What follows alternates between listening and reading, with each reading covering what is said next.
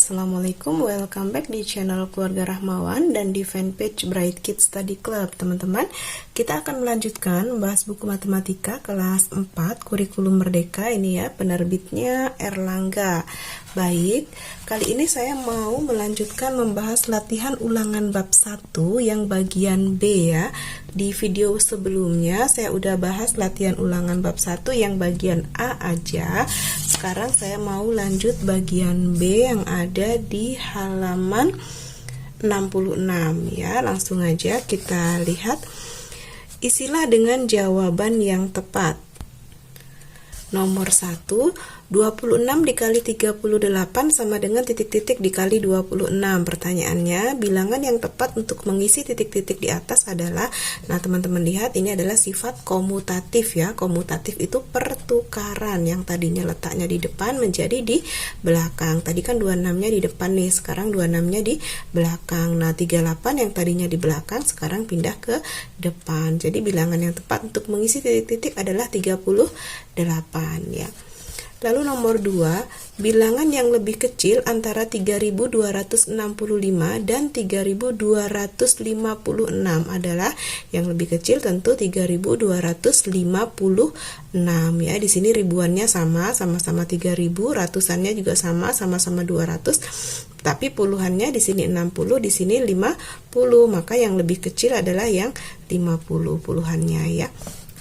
Lalu nomor 3, urutan bilangan dari yang terbesar adalah, nah jika diurutkan dari yang terbesar, ini pertama adalah 3221,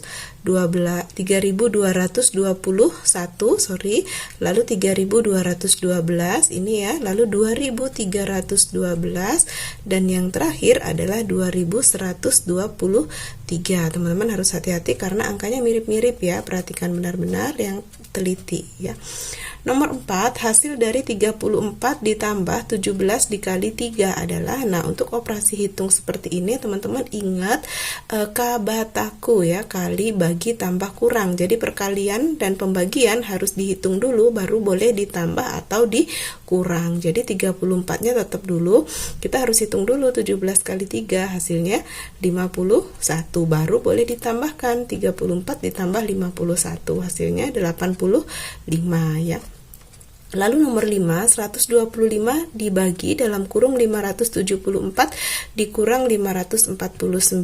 Nah ya, jadi kalau ada dalam kurung juga harus dihitung duluan ya, baru dibagi.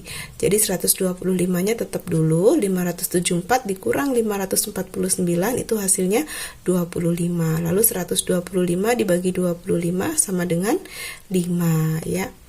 Nomor 6, pembulatan 7085 ke ratusan terdekat adalah, kalau ke ratusan terdekat maka kita perhatikan puluhan dan satuannya. Jika dia lebih besar dari 50, maka ratusannya kita naikkan satu angka. Nah ini 85, ini lebih besar dari 50 ya, maka ratusannya kita naikkan satu angka dari 0 menjadi 1, maka menjadi 7100 ya.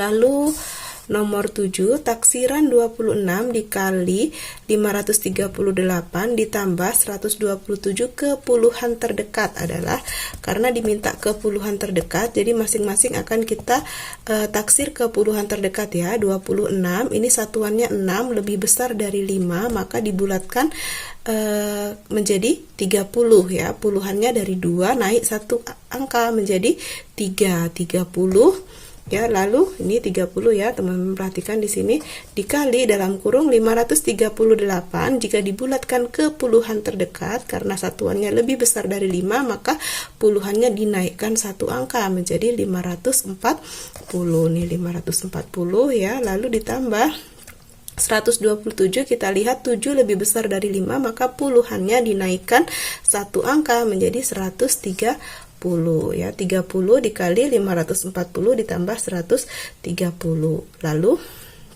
30 dikali yang dalam kurung dijumlahkan dulu ya, 540 tambah 130 itu 670. 30 dikali 670 hasilnya 20.100 ya. Lalu kita lanjut nomor 8, nilai dari 28 pangkat 2. Nah, 28 pangkat 2 ini teman-teman bisa kalikan secara bersusun ya. Hasilnya adalah 784. Lalu nilai dari akar 361. Akar 361 itu adalah 19 ya. Karena 19 kali 19 hasilnya 361 ya. Lalu 74, 90, titik-titik, 122, 138. Bilangan yang tepat untuk melengkapi pola di atas adalah, teman-teman lihat, dari 74 ke 90 itu ditambah berapa? Ditambah 16 ya. Maka dari 90 ke bilangan selanjutnya juga ditambah 16. Jadi hasilnya adalah 106. Oke, berarti angka yang sesuai adalah 106 ya, isinya 106. Bilangan yang tepat untuk melengkapi pola di atas adalah 106 ya, kelihatan teman-teman ya. Lalu kita lanjut ke bagian C. Bagian C di halaman 67 ya. Adi membeli 256 kelereng, sementara Dito membeli 216 kelereng. Siapakah yang membeli kelereng lebih banyak? Antara 216 dan 256, mana yang lebih banyak? Yang lebih banyak adalah 256. Ini adalah kelerengnya Adi, maka yang membeli lebih banyak adalah Adi ya. Lalu nomor 2, Dita, Dina, Wendy, dan Manda memiliki manik-manik berturut-turut 316, 351, 219, dan 264 manik-manik. Urutkan nama anak dari yang memiliki manik-manik paling sedikit. Nah, yang paling sedikit ini adalah 219 ya. 219 ini angka ketiga. Kita lihat siapa yang ketiga? Wendy ya. Berarti Wendy yang paling sedikit. Lalu 264 ini angka yang terakhir, berarti Manda. Lalu 316 yang pertama berarti Dita ya. Lalu yang terakhir 351 yang kedua berarti Dina. Jadi urutannya adalah Wendy, Manda, Dita, dan Dina ya. Kita lanjut nomor 3. Ayah membeli 5 kantong jeruk dan 3 kantong apel. Tiap kantong jeruk berisi 6 buah dan tiap kantong apel berisi 4 buah. Berapa banyak buah-buahan yang dibeli ayah?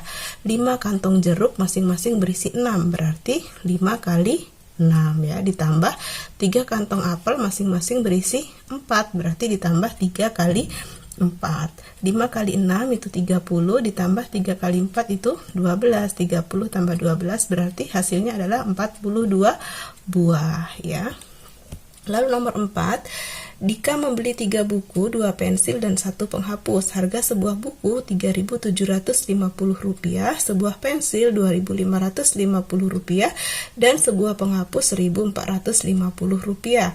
Pertanyaannya yang A, berapa ribu rupiah kira-kira yang harus Dika bayar? Kalau berapa ribu rupiah berarti kita akan bulatkan ke ribuan terdekat ya nanti. Lalu yang B, berapa lembar uang ribuan kira-kira yang harus disiapkan Dika? Oke, kita lihat untuk nomor 4, 3 buah buku masing-masing 3.750. Jika dibulatkan menjadi 3 buah ya, berarti 3 kali 3.750, kita lihat angka ratusan, puluhan, dan satuannya. 750 ini lebih besar dari 500. Kalau lebih besar dari 500, ribuannya dinaikkan 1 angka. Dari 3.000 berarti menjadi 4.000. Nah, 3 kali 4.000 berarti 12.000 ya. 2 buah pensil Rp2.550, maka 2 dikali 550 ini lebih besar dari 500, maka ribuannya dinaikkan 1 angka dari 2.000 menjadi 3.000. 2 kali 3.000 6.000. Lalu 1 penghapus seharga 1.450.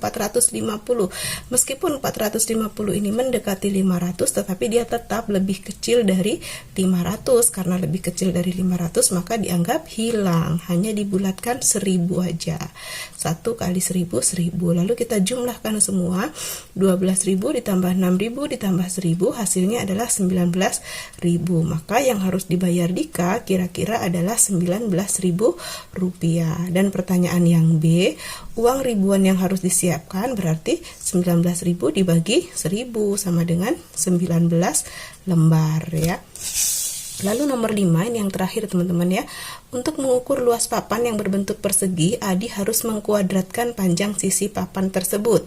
Jika luas papan yang dihitung Adi adalah 1156 cm persegi, berapa cm panjang sisi papan tersebut? Nah, diketahui luasnya 1156, maka untuk mencari panjang sisi papan adalah akar dari 1156.